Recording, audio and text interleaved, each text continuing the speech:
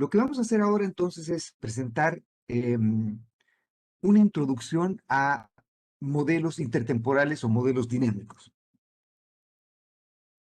Y lo vamos a hacer en parte por todas las cosas que ya hemos conversado en las primeras clases, ¿no es cierto? La macro convencional o la macro antigua o la macro tradicional o la macro ISLM, como la hemos visto antes, presenta varios fracasos o varios problemas en muchas dimensiones. Y hemos discutido muchas de estas cosas en su momento, pero vale la pena repasarlas brevemente acá. En primer lugar, los modelos ISLM convencionales son típicamente modelos estáticos, ¿no es cierto? Entonces tenemos, eh, eh, yo qué sé, estos nuestros building blocks o nuestros bloques, ¿no es cierto? Tenemos alguna identidad contable y cada una de estas componentes de identidad contable tiene una historia particular que le contamos, el consumo por un lado, la inversión por el otro, etcétera, etcétera, etcétera, la demanda de dinero, etcétera, etcétera, etcétera, todas esas cosas acá. Pero típicamente estos modelos son en general modelos estáticos, ¿no es cierto?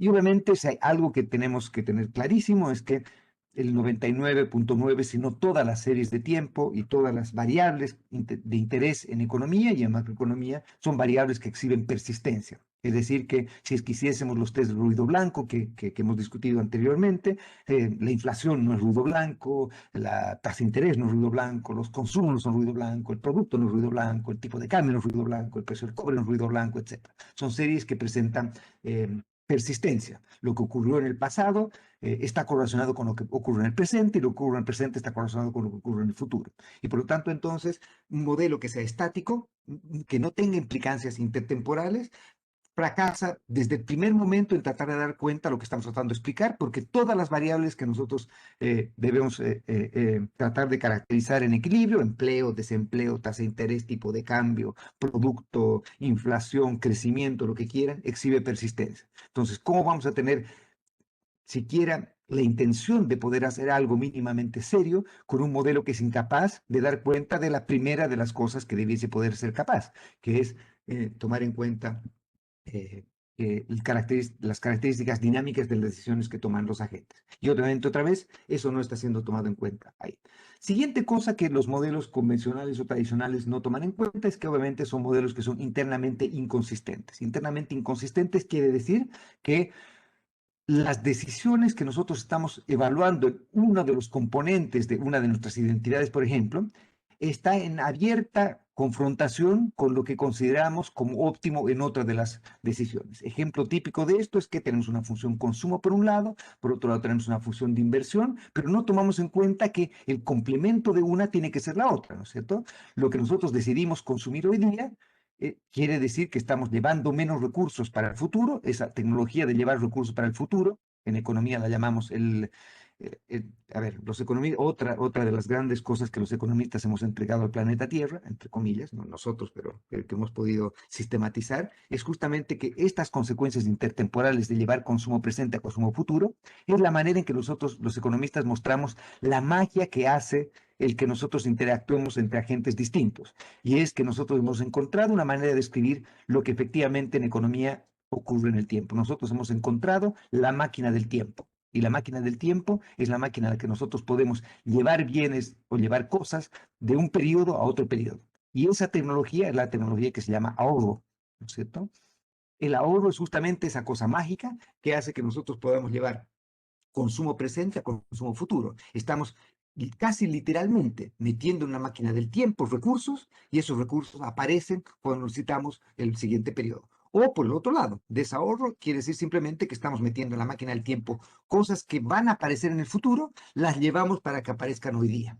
Y esas son, así de, si la miras de ese modo, es algo que a mí por lo menos me hace muy feliz el entender que, que tenemos estas cosas tan poderosas para poder describir consecuencias intertemporales de decisiones que tomamos. Pero lamentablemente todas esas cosas maravillosas que entendemos desde el primer día que hacemos, ustedes desde el primer día se han dado cuenta que hay consecuencias intertemporales en todo lo que hacen. Cuando estaban en colegio y decidieron que van a jugar unos minutos más de PlayStation o de fútbol, o van a conversar un poco más con los amigos, o van a chatear, o lo que fuera que hacían, saben que eso va a tener consecuencias intertemporales respecto a sus notas en el examen de mañana o de pasado mañana. Si ustedes deciden tomarse una cerveza más de la que en principio creían que valía la pena tomar, eso va a tener consecuencias intertemporales en que al día siguiente probablemente van a amanecer con resaca y eso va a afectar a lo que van a poder hacer al día siguiente. Entonces ustedes están todo el tiempo, y esta es una parte de lo que nos define como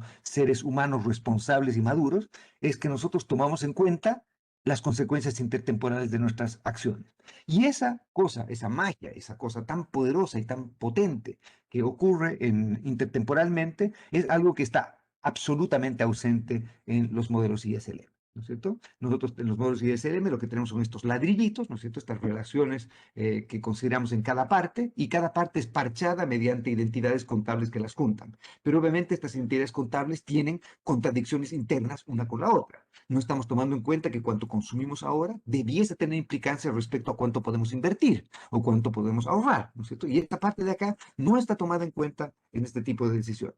Y luego, obviamente, están todas estas incongruencias absolutas y manifiestas que deberían sonrojar a cualquier persona que utilice estos modelos directamente, porque obviamente debiese tomar en cuenta que no hay ninguna eh, lógica dentro de lo que está conversando. Por ejemplo, el minuto en que nosotros, y esto ya lo hemos dicho antes, el minuto en que nosotros definimos inversión en el modelo ISLM, por ejemplo, y tomamos en cuenta que la inversión, por definición, es el cambio en el stock de capital, o sea, el cambio en el stock de capital, neto de depreciación, pero eso es la inversión.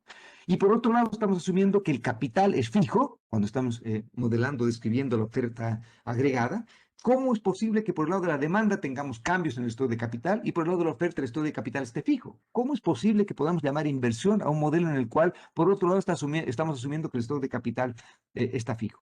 ¿Qué ocurre después con qué es la tasa de interés? La tasa de interés, por definición, como hemos visto antes, debiese ser el precio relativo entre consumo presente y consumo futuro. Pero este es un modelo estático. ¿Qué consumo presente y qué consumo futuro hay? ¿Qué decisión intertemporal estamos tomando en cuenta? ¿Qué precio está siendo determinado con la tasa de interés si es que no estamos tomando en cuenta las decisiones intertemporales de los agentes? ¿Cómo es posible que metamos tan alegremente esta variable y no consideremos esa parte? La otra cosa que hemos discutido es que muchas veces confundimos tasa de interés nominal con tasa de interés real. En la IS debiésemos tener, en principio, una tasa de interés real, que es la que debiese afectar la inversión, y en la LM debiésemos tener la tasa de interés nominal, que es la que afecta la demanda de dinero, porque obviamente es el costo de oportunidad de mantener el dinero que tenemos, debería ser la tasa de interés nominal. ¿Sí? Y finalmente, como hemos dicho antes, la otra cosa que también es bastante curiosa acá es que una vez que nosotros metemos inflación, la inflación por definición es el cambio en el nivel de precios, pero nuestro modelo es estático. Entonces necesitamos hacer algo para tratar de resolver esta incongruencia que tenemos. Y obviamente una cosa que ocurre es que pese a que podemos en algún caso tratar de incorporar algún intento de colocar un proceso de optimización, colocando alguna función objetivo que nosotros estemos considerando, lo que debería ser claro es que no hay una optimización explícita, o por lo menos no hay una optimización que nos permita cerrar las cosas como ocurrió en el ejemplo que vimos cuando derivamos la equivalencia ricardiana. Ahí todas las cosas cerraban, porque sabíamos que lo que decidíamos hoy día afectaba para mañana y había una manera explícita en la que se relacionaba el presente con el futuro. Explícitamente entendíamos cómo cómo era el mecanismo de transmisión mediante el cual consumir más o consumir menos hoy día tenía efectos intertemporales, cómo se determinaban los precios entre el consumo presente y consumo futuro, no salía bajo la manga, no era determinado por secretaría, no era una variable exógena, entre comillas, sino que era determinado dentro del modelo conforme a las acciones conjuntas que adoptaban todos los agentes dentro de los modelos. Y por lo tanto, eh, los modelos que hemos visto hasta ahora, bueno, antes de esto, los ISLM, son internamente inconsistentes y son ad hoc en el sentido de que decidimos en ese momento, con una fiebre de inspiración, cuál va a ser nuestra función consumo, cómo lo vamos a juntar con una función inversión, qué hacemos en un lado u otro, metemos esta variable o no, no hay ninguna justificación para hacer este tipo de cosas.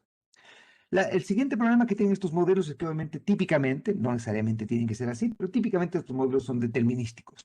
Y como son modelos que son típicamente determinísticos, no hay ninguna fuente de incertidumbre metida dentro de estos modelos. Lo que hacemos después, cuando tenemos que tratar de evaluar las diferencias entre lo que ocurre y lo que los agentes esperan que ocurra, porque esa es la única manera en la que intertemporalmente podemos, sin sonrojarnos demasiado, creer que hay efectos intertemporales, por ejemplo, en la política monetaria. La política monetaria, para poder tener efectos sistemáticos sobre el comportamiento de los individuos, tiene que ser capaz, como hemos visto antes, de sorprenderlo. si es de sorprenderlos, si es que no los engaña sistemáticamente, entre comillas, no tiene manera de poder tener efectos reales, porque los agentes debiesen, en principio, internalizar lo que está ocurriendo con la política y responder ante ante la política antes de que los eventos ocurran o cuando los eventos ocurran. Pero en el caso de que tenemos modelos determinísticos, ¿de dónde viene la incertidumbre? Si no hay nada que no se conozca. Y a su vez decidimos colocar además como impuesto adicional, que pese a que no hemos dicho de dónde viene la incertidumbre, metemos además expectativas desde un punto de vista ad hoc, de un punto de vista poco racional, entre comillas, asumiendo, por ejemplo, expectativas adaptativas, ¿cierto? Asumimos que los agentes sistemáticamente pueden ser engañados y los agentes sistemáticamente pueden equivocarse, lo cual, otra vez, puede ocurrir en algún periodo, puede ocurrir alguna vez, pero no puede ocurrir siempre. No puede ser que siempre nos digan, muchachos, la inflación que nosotros pronosticamos va a ser 4 y la inflación que ha ocurrido es 8 y la próxima vez nos siguen diciendo 4 y sigue siendo 8 y nos prometen 4 y sigue siendo 8 y nosotros seguimos comportándonos como si la inflación que esperamos que ocurra sea 4 y no lo que efectivamente ocurre que es 8. Entonces, obviamente entendemos que esta falacia lógica no puede consistir o no puede ser consistente con un modelo útil para tratar de caracterizar el comportamiento de los individuos. Son demasiado tontos, demasiado inofensivos, entre comillas, los agentes privados en este tipo de modelos, ¿sí? Y típicamente otra cosa que ocurre es que los modelos ISLM y variantes de los modelos ISLM son modelos que son, entre comillas, backward looking, son modelos en los que se mira hacia atrás. Todas las decisiones se miran hacia atrás. Y como hemos dicho antes, esa no es la manera en que personas adultas y racionales debiesen comportarse. Los agentes debiesen ser forward looking, debiesen tener un comportamiento mirando hacia el futuro, no hacia el pasado. El saber que ocurrieron cosas espectaculares o terribles el siglo XIV, solo nos va a servir para decidir lo que vamos a hacer de ahora en adelante, que es, nos preocupa lo que va a ocurrir mañana y pasado mañana, nos puede interesar por motivos melancólicos, nostálgicos, por inspiración o por aprendizaje, lo que ocurrió en el siglo pasado, ayer o antes de ayer o lo que fuera, pero eso no debiese guiar nuestro comportamiento en el futuro, a no ser que nos ayude a predecir lo que puede ocurrir en el futuro. Si vivimos enganchados en el pasado, no hay manera que progresamos, no hay manera que progresemos.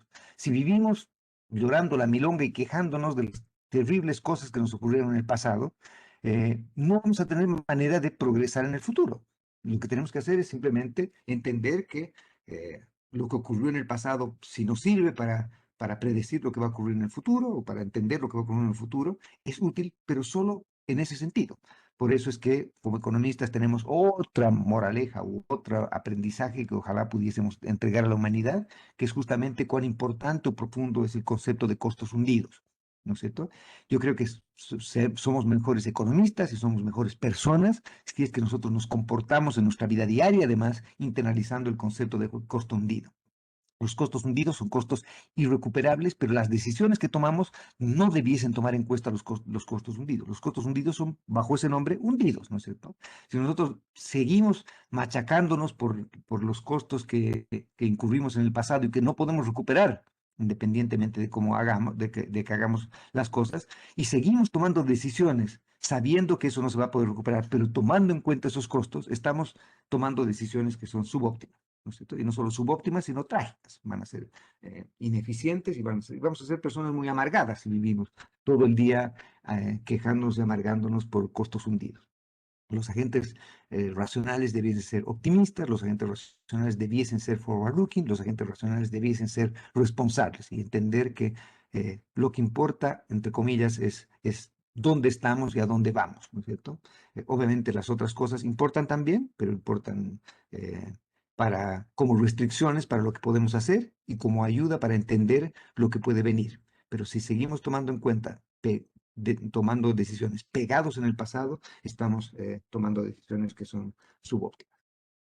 Bien, y obviamente todas estas cosas, esta ensalada de problemas que tienen los modelos macroconvencionales, lo que hace es que crean implicancias intertemporales bastante poco sabrosas, entre comillas, ¿no es cierto? Una de ellas es que obviamente si tomamos en cuenta estos modelos que tienen todos estos problemas, que son estáticos, que son internamente inconsistentes, que colocamos relaciones ad hoc que están en conflicto una con la otra, que son incongruentes en términos de lo que estamos haciendo y lo que estamos diciendo, donde no hay ningún proceso explícito de optimización, donde ignoramos incertidumbre, donde tomamos expectativas, donde adaptamos expectativas de un modo caprichoso, donde imponemos comportamiento, entre comillas, irracional por parte de los agentes. Entonces, obviamente lo que va a ocurrir es que las prescripciones que van a salir de estos modelos van a ser absolutamente irrealistas. ¿No es cierto? Entonces, por ejemplo, acabamos asumiendo que aumentos en el gasto de gobierno siempre llevan a incrementos en el nivel de producto. Otra vez, estamos tomando en cuenta que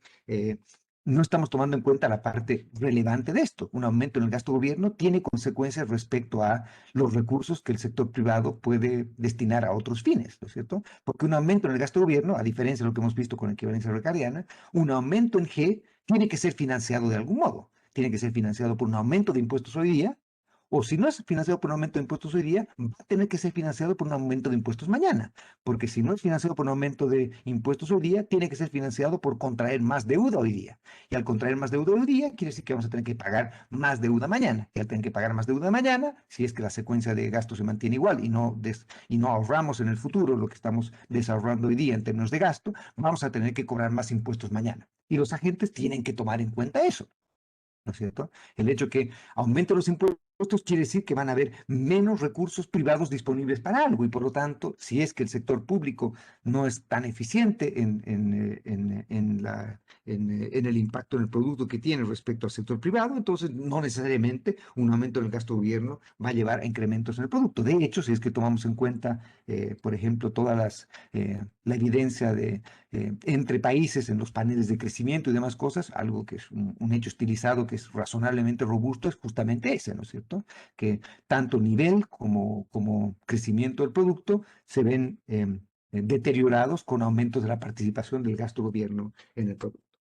Obviamente, la otra cosa que tampoco tomamos en cuenta es que los conflictos o los trade-offs que debiesen tomarse en cuenta no son tomados en cuenta acá, no son tomados en cuenta acá. Un aumento en impuestos, por ejemplo, lo que hace es que obviamente reduce el ingreso de los individuos, pero eso no estamos tomando en cuenta ahora. Aumentamos los impuestos hoy día, financiándolos de algún modo, como hemos hecho cuando hemos derivado el multiplicador keynesiano, hemos aumentado el gasto de gobierno. ¿Cómo lo hemos financiado? Bueno, en la ISLM era barato todo, decíamos, aumentamos el gasto de gobierno, por ejemplo, financiándolo con deuda. Y obviamente nos olvidábamos de todo lo demás, pero no podemos olvidarnos de todo lo demás porque hemos aumentado el gasto de gobierno, hemos aumentado deuda hoy, pero eso va a tener implicancias para lo que va a pasar mañana. Pues mañana vamos a tener que pagar mayor deuda. ¿Cómo vamos a tener que pagar mayor deuda? Ya sea emitiendo, ya sea emitiendo dinero, emitiendo más deuda o teniendo más deuda o cobrando impuestos. No hay otra manera en la que podamos hacer esta política que en el ejemplo de ISLM era absolutamente invisible, ¿no es cierto? Aumentábamos el gasto de gobierno, mágicamente los agentes privados aumentaban la demanda de deuda pública y obviamente como no nos preocupamos de mañana, el mundo se acababa en esa foto, no había implicancia intertemporal de lo que estábamos haciendo, pero los agentes que no viven un solo periodo, que saben que van a estar presentes el próximo periodo, saben que hay consecuencias intertemporales para lo que están haciendo ahora. Cómo se financió el gasto no va a ser irrelevante en ese caso. Por lo tanto, obviamente entiende que van a haber consecuencias intertemporales que no se están tomando en cuenta ahora. ¿Ok?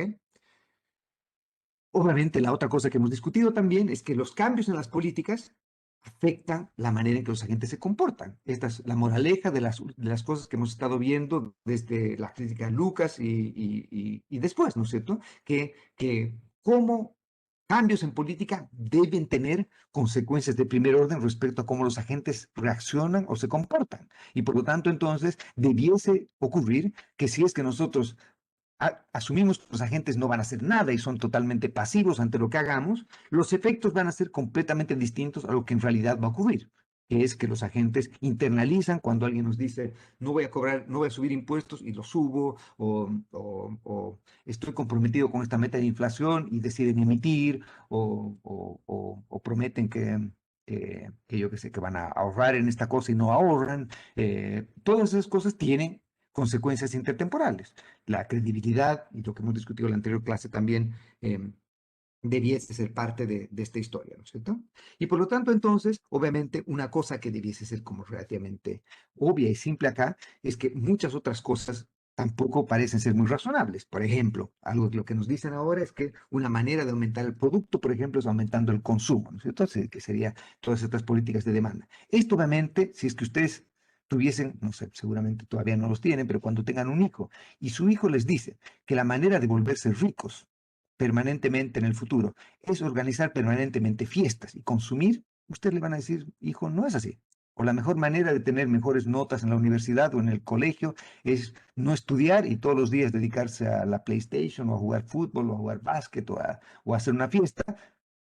Ustedes van a decir, eso no tiene absolutamente ninguna lógica. ¿Cómo es posible que creyendo que haciendo fiestas vamos a aumentar la actividad? Porque no estamos tomando en cuenta las dos cosas que son relevantes acá. El consumo es un uso de fondos, es el uso de lo que hacemos.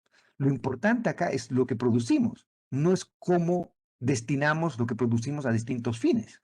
Lo importante acá es el lado de la producción, el lado de la oferta y los incentivos que se tienen para aumentar esa parte, que es lo que se produce.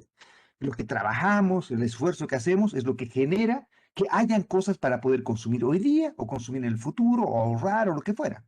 ¿No es cierto? Sería una prescripción suicida el asumir que la manera en que nosotros podemos permanentemente crecer más y aumentar el producto y demás cosas es simplemente consumir. Sería, si entendemos que el hecho de nosotros tener más cosas mañana se deben justamente haber pospuesto consumo presente, al haber llevado esta tecnología de llevar bienes de un periodo al otro, y eso lo hemos llamado ahorro, y el ahorro, el sacrificio de consumo, es lo que nos permite tener más capital en el futuro, inversión, y eso es lo que nos permite producir más en el futuro. El sacrificio de consumo presente es lo que nos permite tener más bienes futuros. Y tener más bienes futuros es como resultado lo que nos permite consumir más en el futuro. Claro. Pero la causalidad es Profe, totalmente al revés. Es la producción la que determina el consumo y no el consumo la que determina la producción. Y por lo es tanto, que, entonces, todo este tipo de inconsistencias que tenemos en los modelos convencionales hacen que las prescripciones que nosotros podamos adoptar después de ellos sean absolutamente irrealistas desde ese punto de vista. ¿Ok? Entonces, lo que vamos a profesor, intentar hacer ahora en esta clase y lo que nos queda de ahora en adelante es tratar de meternos de un modo relativamente, ojalá organizado y relativamente civilizado, a tratar de resolver los problemas que hemos visto que la macro convencional tiene. Entonces, lo que vamos a hacer ahora es tratar de empezar a discutir cómo nosotros podemos construir modelos macro en los cuales no caigamos en los problemas que tenemos allá. Y por lo tanto, entonces, a diferencia de los modelos que teníamos convencionalmente antes, lo que vamos a hacer, y una cosa que me pregunta a mí si hago macro, micro, que para mí economía es economía, macro es micro y micro debiese ser macro, entre comillas, en el sentido de que lo único que estamos viendo es un zoom más hacia el individuo, un zoom más hacia el agregado, a las decisiones agregadas de un grupo de personas, que sería más lo que ocurre en macro que lo que ocurre en micro. Pero en instrumental debiese ser similar, debiese ser similar en el sentido de evaluar cómo los agentes se comportan en un caso o en el otro. ¿Por qué? Cuando estamos analizando al individuo consideramos problemas de optimización como, como decisiones consumo-oso y demás cosas, y cuando vemos el agregado de los individuos no tomamos en cuenta que los individuos personalmente están tomando decisiones óptimas, entre comillas, y por lo tanto en el agregado tienen que haber algunas regularidades que debemos poder modelar también de ese modo. Y por lo tanto, entonces, los modelos modernos, entre comillas, lo que hacen es que más bien modifican toda la manera en que nosotros estamos evaluando las cosas. A diferencia de los modelos ISLM, que son modelos con la pirámide invertida, donde partimos con la parte de arriba, es decir, la identidad contable, partimos PIB igual a consumo más inversión más gasto, y lo que hacemos después es que vamos descomponiendo cada ladrillito, cada base de esta identidad, el consumo por un lado, la inversión por el otro, el gasto de gobierno por el otro, pero partimos arriba, ¿no es cierto? Partimos en el techo. Es como partir, si estamos haciendo una casa, es partir escogiendo o tratando de ver yo qué sé, la alfombra del living, ¿no es cierto? Bueno, si todavía no tenemos el cimiento, no tiene mucho sentido estar comprando la alfombra del living. Partamos por hacer el cimiento primero. Y justamente esa es la idea que viene después eh, del, que viene después de esta historia, ¿ok? Que es justamente que los modelos macro ahora lo que hacen básicamente es partir por el otro lado, que son lo que llamamos los microfundamentos, y los microfundamentos es más bien partir por evaluar el comportamiento de los agentes hacia abajo, cómo consumen, cómo ahorran, cómo invierten, etcétera, cuánto trabajan, dónde trabajan, etcétera, etcétera, etcétera. Y lo que hacemos después es irlos agregando y llegar a partir de estos comportamientos individuales a agregados como las identidades. O sea, las identidades de consumo más inversión más gasto igual a producto resultan de el ir agregando cosas desde abajo. Entonces, la pirámide está bien conformada. Partimos por el cimiento y llegamos después recién a la identidad, no al revés. ¿Ok? Entonces, lo que hacemos típicamente también es modelamos esto como economías artificiales y vamos a discutir algo respecto a eso en un momento más, pero la gracia adicional va a ser que estos modelos van a ser internamente consistentes, en el sentido de que vamos a primero listar los agentes que están en nuestra economía, decir cuántos son, quiénes son, qué preferencias tienen, cuáles son sus restricciones, qué tecnología enfrentan, cómo forman sus expectativas. Vamos a decir después, darles un supuesto respecto a cómo se comportan y el supuesto, otra vez, que es otro de los aportes que hacemos como economía a entender un poco más al ser humano, es el supuesto que nos diferencia respecto a otras ciencias sociales, que asumimos que los agentes son racionales y que optimizan, en el sentido de que tienen algún tipo de función objetivo y restricciones que toman en cuenta, y por lo tanto su comportamiento va, si es que asumimos este tipo de comportamiento, va a tener algunas implicancias testeables. Vamos a poder decir algo respecto a qué ocurre con tal variable si es que pasa tal cosa. Entonces, la gracia es que tenemos un supuesto comportamiento, vamos a asumir expectativas racionales y vamos a asumir que los mercados, que hay interacción entre mercados, o sea que la oferta de trabajo se junta con la demanda de trabajo y de ahí se forman precios relativos, salarios, etcétera, que la demanda de fondos prestables se junta con la oferta de fondos prestables, de ahí vamos a tener ahorro e inversión, que lo que se produce tiene que ser destinado a consumir, a invertir o a gasto de gobierno, etcétera. Entonces, todas esas cosas van a salir endógenamente del modelo y van a cerrar endógenamente todo. Entonces, la gracia es que no vamos a tener solamente un gran mejoramiento estético respecto a las cosas que estamos haciendo, sino que también vamos a tener maneras en las cuales podemos, entre comillas, explicar lo que está ocurriendo. No hay algo que haya entrado por secretaría, si es que hacemos las cosas bien, sino que todo va a poder ser derivable desde primeros fundamentos. ¿Ok? Y por lo tanto, entonces, lo que vamos a tratar de hacer es justamente tratar de, a diferencia de los modelos convencionales, nuestros modelos van a ser desde el principio dinámicos, van a haber consecuencias intertemporales para todo lo que hacemos. Van a ser internamente consistentes, no vamos a tener una personalidad cuando consumimos y otra cuando invertimos o ahorramos, sino que somos el mismo agente que decide simultáneamente cuánto consumir y cuánto ahorrar, por ejemplo. Vamos a hacer que estos modelos sean estocásticos, que hayan fuentes de incertidumbre y que los agentes tengan que tomar decisiones en incertidumbre. Y obviamente vamos a asumir que tenemos modelos de optimización también, que los agentes deciden lo mejor que pueden hacer conforme a sus restricciones y conforme a sus preferencias o tecnología. ¿Ok? Y este tipo de modelos, así con estas características, es lo que la literatura llama los modelos DSGE, DSGE o Dynamic Stochastic General Equilibrium Models. Dynamic por dinámicos, S por estocásticos y stochastic, y GE por equilibrio general, porque partimos de estos modelos en los cuales tenemos agentes atomísticos, los agregamos y evaluamos cómo se comportan en equilibrio.